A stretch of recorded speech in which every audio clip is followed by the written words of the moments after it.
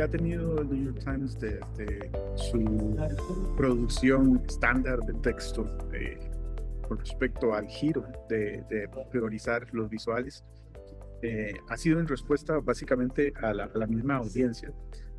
La audiencia cada vez demanda más, no solamente tener un punto interesante en el texto, sino poder complementar las experiencias y utilizar las ventajas, las virtudes de gráficos, de audiovisuales, de cualquier otra plataforma visual que pueda dar un poco mejor el contexto de la noticia que queremos contar. Una historia visual en el New York Times puede venir en una diversa forma de contenidos. Pueden ser formas estáticas. No solemos producir muchísimos interactivos, pero hay algunas ocasiones donde utilizamos experiencias como el scroll para poder profundizar más en algunas cosas sin que el usuario tenga la necesidad de botones, o más bien el lector pueda profundizar un poco más en la narrativa que queremos contar. Podría ser un modelo 3D, podría ser fotografía, podría ser un diagrama, podrían ser muchísimas expresiones visuales, pero a gran diferencia de una historia narrada en texto, como comúnmente lo hacíamos antes. En este caso, la historia está dirigida por los visuales y se complementa con el texto. No son cápsulas individuales donde cada cosa le muestra poco a poco una narrativa de texto y una imagen, una narrativa de texto y una imagen. La idea es complementar esa experiencia. La coordinación de contenido puede venir en diversas formas. Realmente no existe una receta particular para una historia. Puede ser que algún editor tenga una idea, una asignación y se va a un departamento que funciona con una colaboración. Un equipo visual se va a unir con otro equipo de otro departamento o de otro escritorio para poder producir esta historia en particular. O la historia puede nacer directamente en el área visual, pueden hacer en visualizaciones en el departamento de infografía, o pueden hacer en el departamento de investigaciones visuales, o simple y sencillamente puede ser un único editor, como sería mi caso, que tenga una iniciativa que pueda desarrollar con un equipo pequeño o por sí mismo.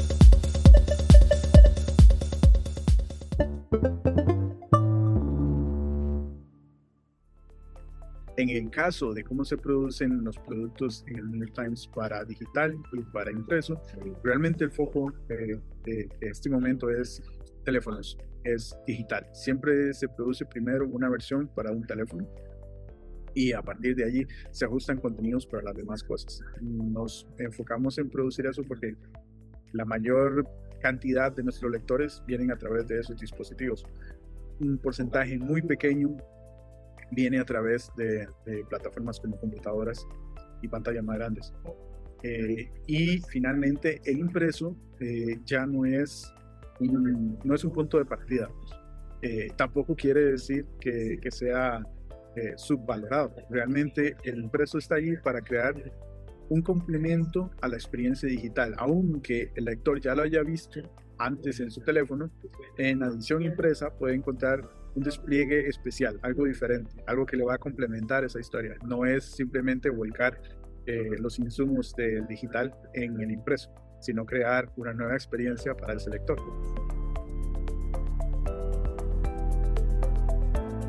El New York Times tiene una gran cantidad de personal. De hecho, la redacción se ha expandido muchísimo en los últimos años y eso crea que las personas que trabajamos acá puedan especializarse en cosas muy específicas, no solamente en un área de cobertura, como son noticias internacionales, por ejemplo, sino que podrían dedicar un equipo a que se concentre en un estudio en particular. Por eso quisiera decir, bueno, ahí existe un periodista con un perfil que se dedica únicamente a cubrir la guerra.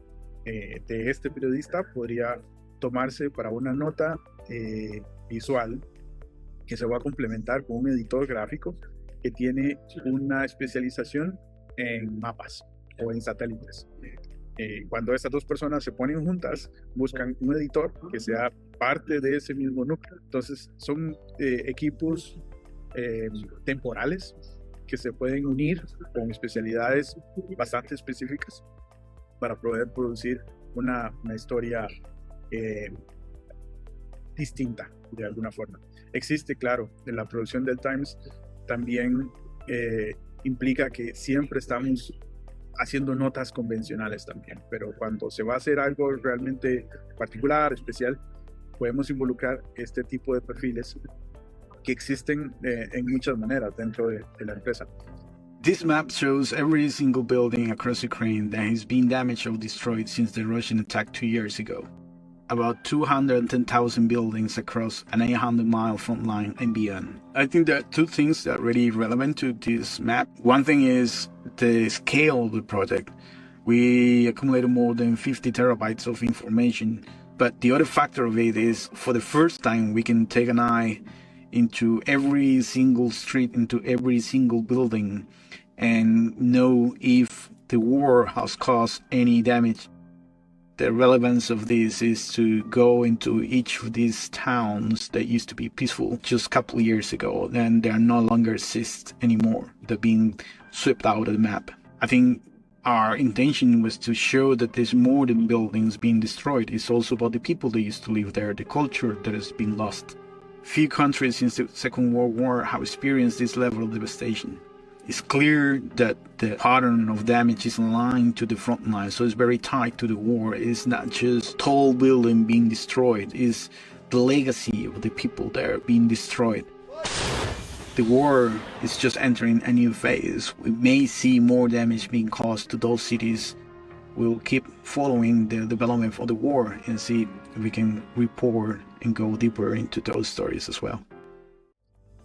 Podría ser también que se trabaje con algún investigador externo y entonces en ese punto el editor, como en mi rol por ejemplo, el editor gráfico estaría encargado de poder también hacer el puente con esa fuente de información externa, de poder producir toda la información en el formato que dentro del grupo podamos definir como la mejor experiencia para nuestros lectores. Finalmente existe un equipo de editores de nota que son los que nos van a dar el apoyo para poder editar la parte final de esa producción y tener el sign-off, la aprobación de las cabezas de la redacción para poder publicar. Básicamente, el equipo puede cambiar, puede ser de 4, 3 personas a 10 personas, dependiendo de qué tipo de noticia o qué tipo de reportaje especial quisiéramos hacer.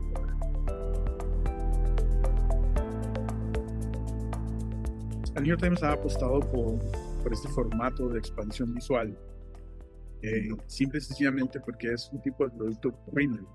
Es una experiencia única que pueden tener nuestros lectores con personas que realmente conocen la fuente de esta información a detalle y que invierten una cantidad de tiempo razonablemente extensa.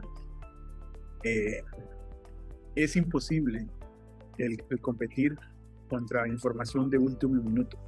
No se trata de que nosotros seamos un pregonero de las noticias de última hora de qué es lo que está ocurriendo. Se hace, pero no es el foco. Realmente las experiencias visuales, los reportajes de profundidad, donde tocamos algún tema que quizá nadie más está escribiendo en ese momento, nos permite tener un contenido único, nos permite poder contar una historia que solo nosotros tenemos. En algunos casos, nuestras historias han ido más allá de solamente contar una noticia, han ocasionado cambios importantes en algún país o en alguna política, no solamente dentro de Estados Unidos, sino también fuera. Entonces, la atención al detalle y el impacto que podemos tener es a la vez una herramienta y una gran responsabilidad, pero se vuelve un producto único. Como empresa, realmente hay muy pocos otros medios que estén apostando tan fuertemente por ese tipo de experiencias para los lectores.